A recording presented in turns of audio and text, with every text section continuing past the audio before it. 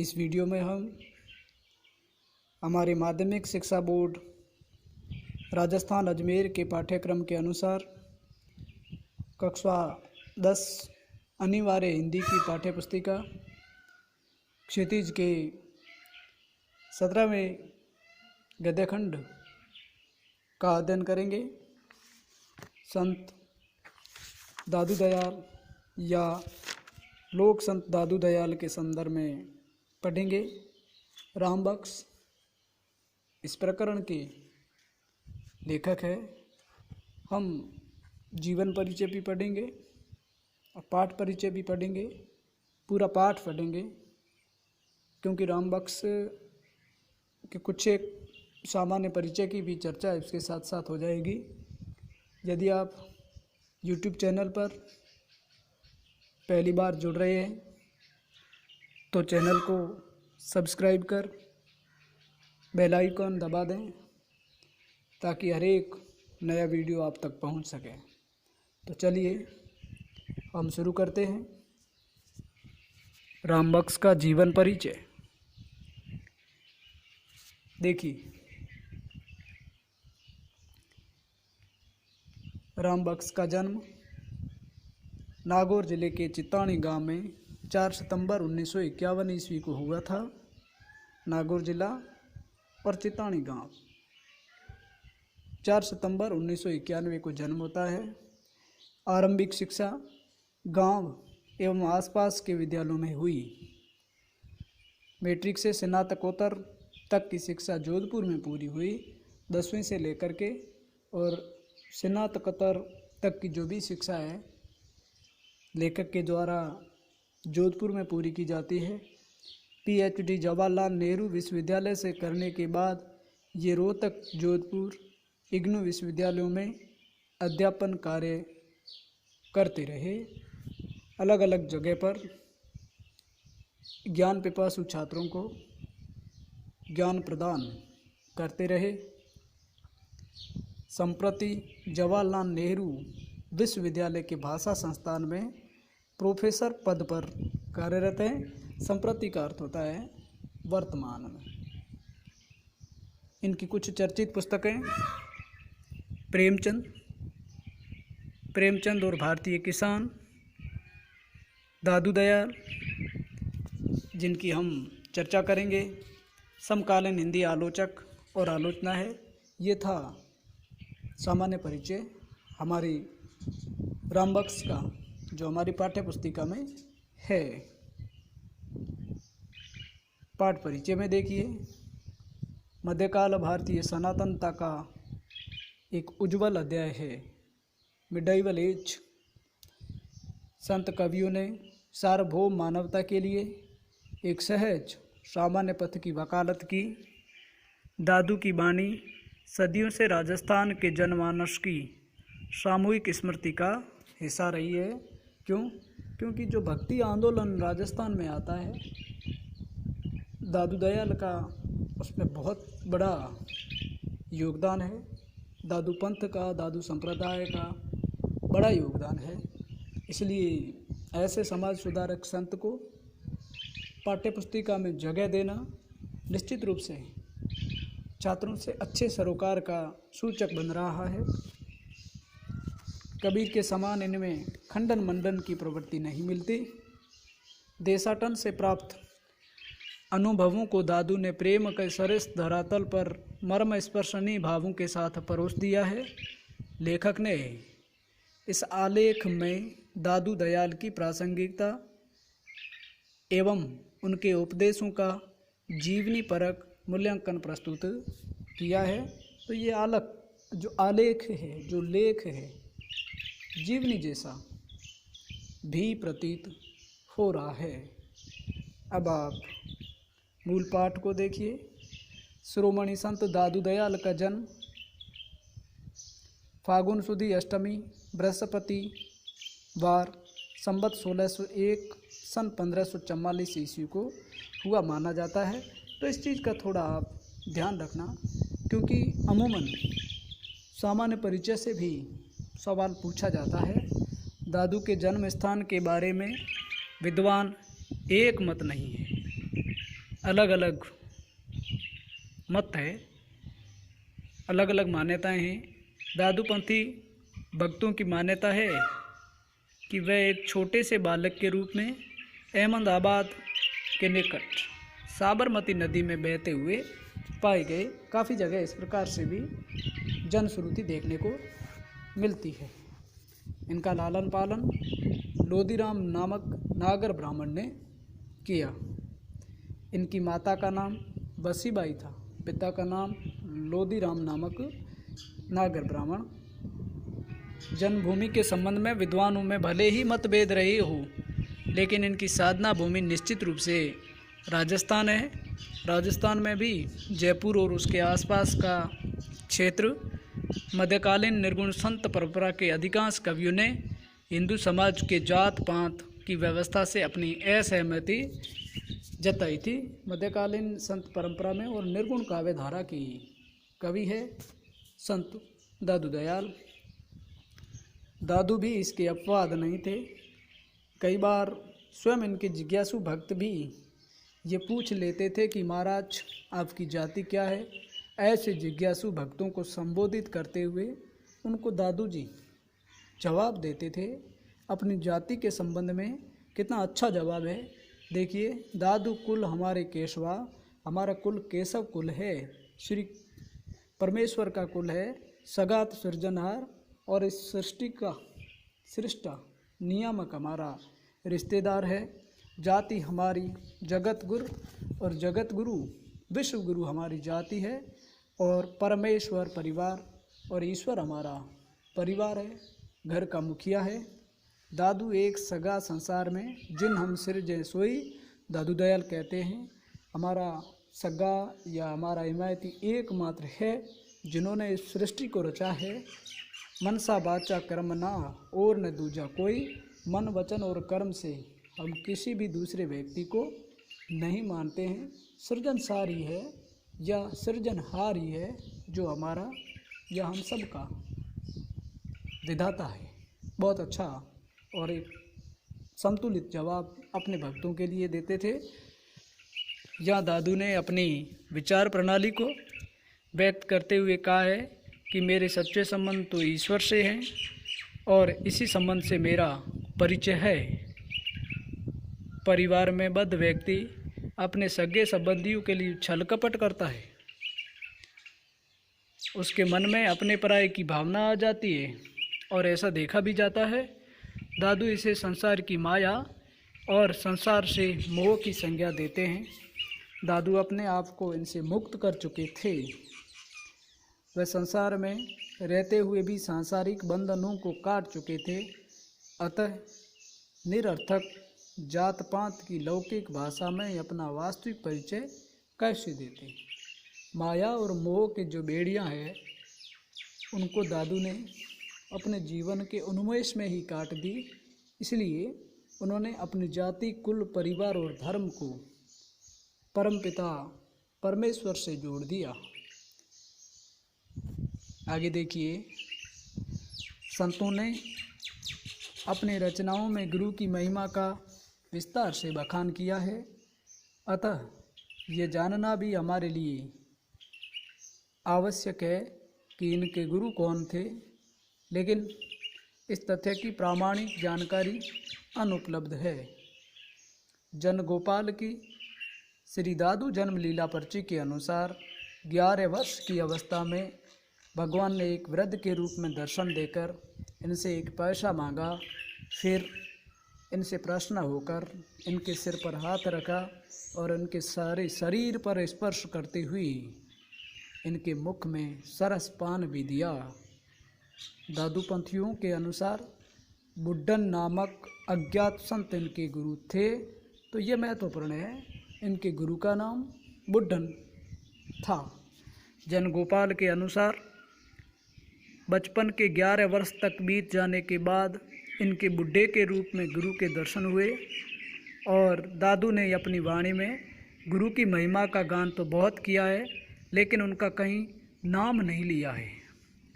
आप निर्गुण भक्ति काव्य धारा के कितने भी संतों को देख लें, लगभग सभी ने गुरु को सर्वोच्च बताया है, चाहे कबीर को पढ़ो, दादू दयाल को पढ़ो, तो इसलिए उन्होंने गुरु महिमा के संदर्भ में बहुत सारे पद रचे हैं। आगे देखिए, ऐसी मान्यता है कि वे 18 वर्ष की अवस्था तक अहमदाबाद में रहे, 6 वर्ष तक मध्य प्रदेश में घूमते रहे और बाद में सांबर राजस्थान में आकर बस गए। ये महत्वपूर्ण है। सांबर आने से पहले उन्होंने क्या किया था और कहाँ कहाँ भ्रमण कर चुके थे, इसकी प्रामाणिक सूचना हमें नहीं मिलती। जन गोपाल की पर्ची के अनुसार दादू 30 वर्ष की अवस्था में सांबर में आकर रहने लगे। सांबर निवास के दिनों के बाद की उनकी गतिविधियों की थोड़ी बहुत जानकारी मिलती है। जयपुर में आने के बाद में दादू पंथ का जो एक प्रकार से प्रस्फुटन होता है, एक विचारधारा पैदा होती है, वो 30 वर्ष की अवस्था के बाद में मिलती है।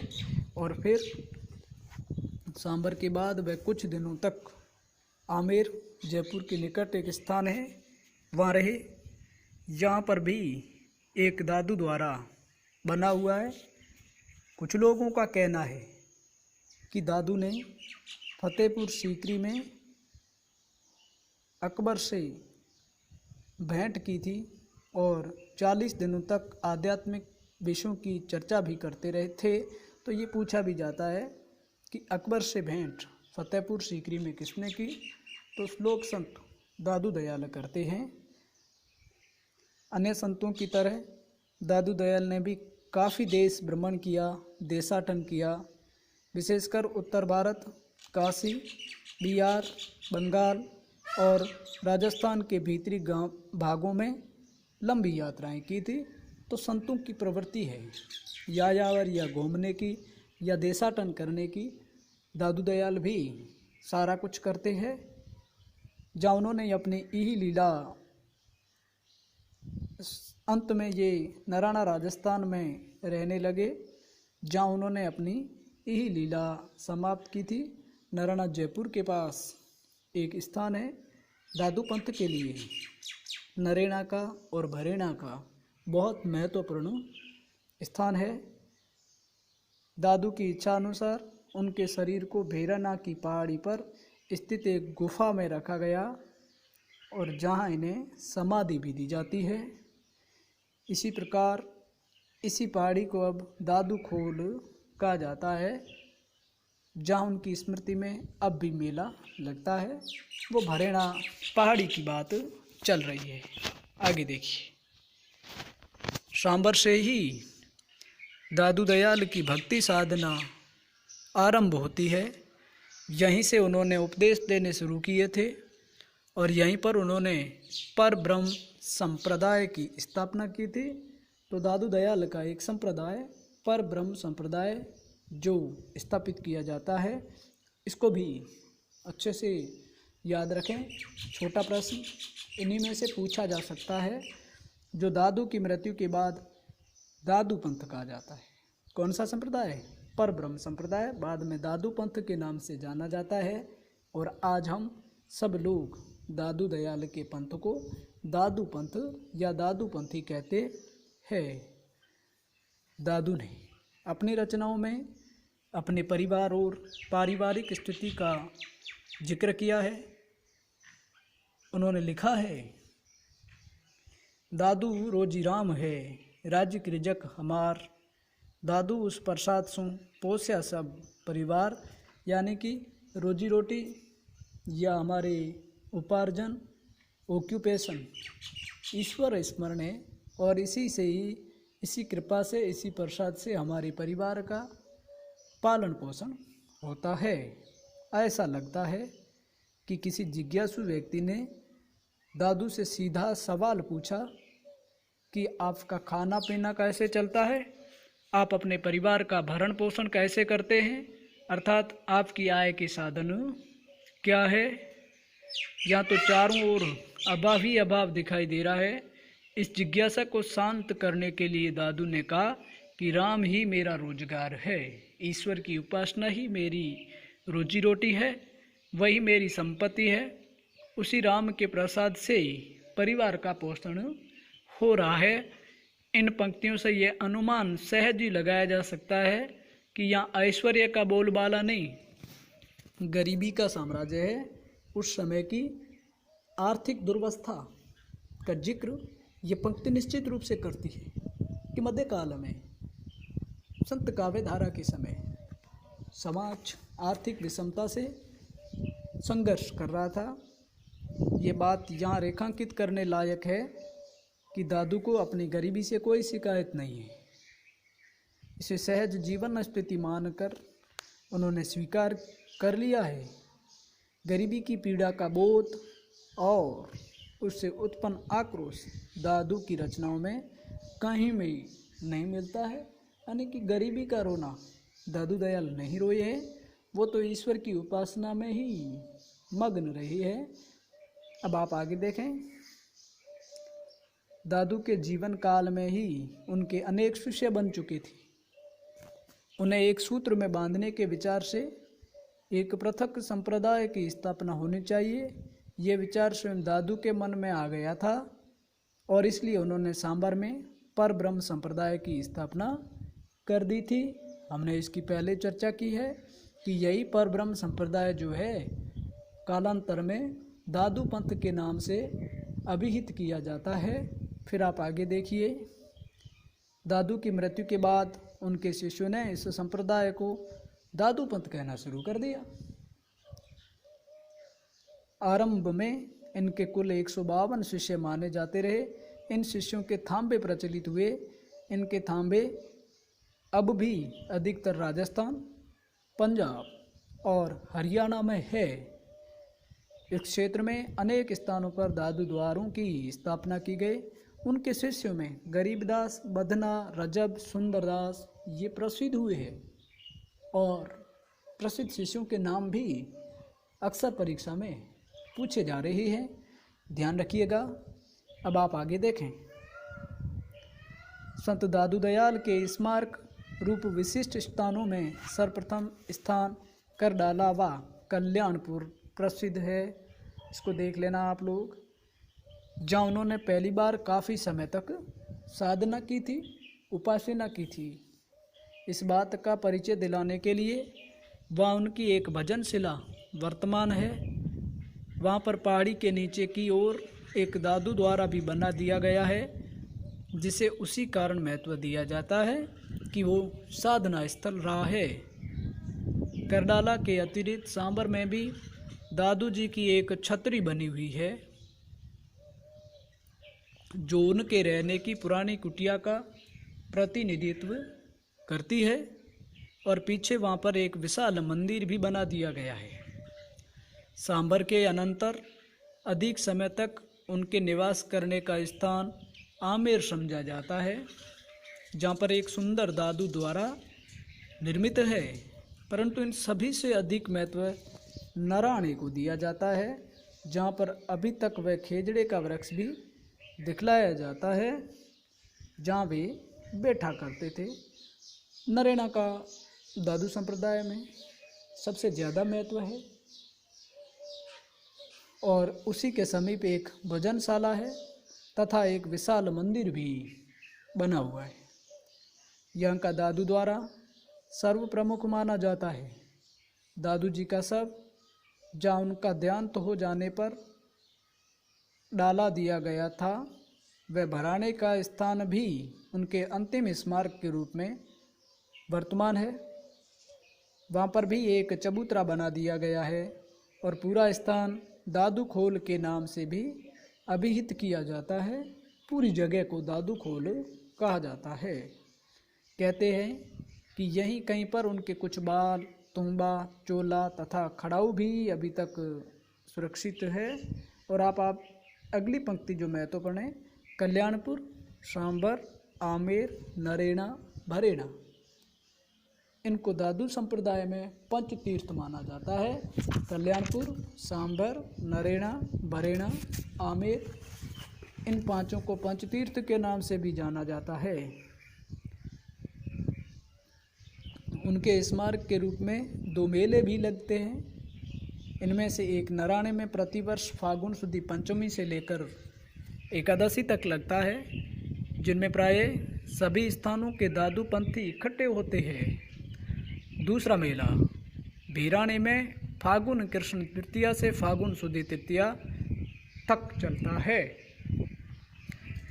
दादू ने अपने शिष्यों को उपदेश दिया कि पर निंदा न करें, यानी कि दूसरों की निंदा से, दूसरों के निंदा करने से बचें, क्योंकि निंदा तो वह व्यक्ति करता है जिसके हृदय में राम का निवास नहीं है। दादू को बड़ा आश्चर्य होता है कि लोग कैसे निसंकोच रूप से दूसरों की निंदा करते हैं। अब देखिए, निंदत सब लोग विचारा, हमको भावे राम प्यारा, नरसों से निर्दोष लगावे, ता थे मोह को अचरज आवे।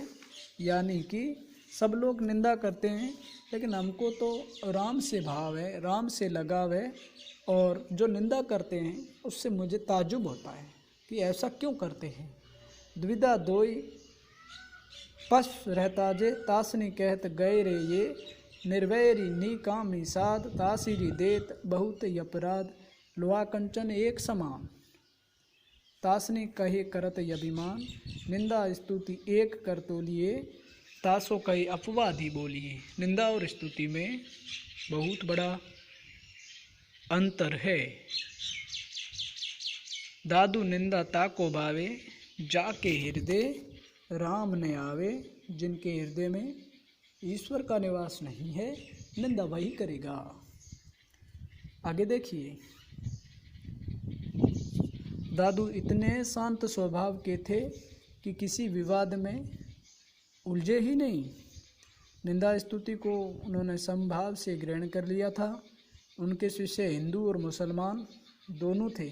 महत्वपूर्ण पंक्ति है कि वो किसी धर्म विशेष को तवज्जो नहीं देते थे।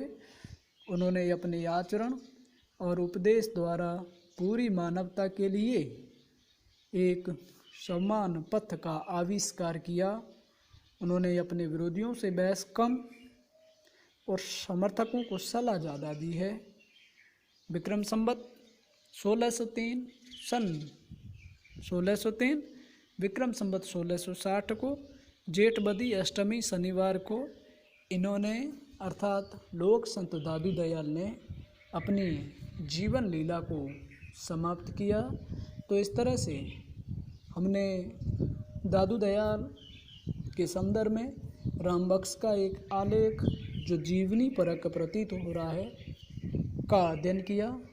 एक अच्छे संत की, एक आदर्श समाज में आदर्श संतों की आवश्यकता होती है, और उनमें से दादू दयाल खरे उतरते हैं। न केवल 10वीं कक्षा के छात्र इसको पढ़ें, बल्कि इसको तो परिवार की छजा के नीचे भी पढ़ा जा सकता है, ताकि ऐसे संतों के जीवन परिचय से हमारा परिवार परिचित हो और संत तथा साधु लोगों के व्यवहार को अपने जीवन में ढालने का प्रयास करें। क्योंकि वर्तमान में भौतिकता के युग में अगर कोई बचाव करने का रास्ता है तो ये संत, ये कबीर काम आएगा, दादू काम आएगा, रैदास पीपा आएगा काम, मीरा काम आएगी, या इस सरीखे हमारे लोक देवता काम आएंगे, जिनकी जीवनी को पढ़ करके हम हमारे जीवन में उनके आदर्शों के अनुरूप चलने का प्रयास कर सकते हैं। आज इस वीडियो में हम इतना ही पढ़ते हैं, फिर मिलेंगे नए वीडियो के साथ। तब तक के लिए लेते हैं इजाज़त। सभी को जय हिंद, वंदे मातरम।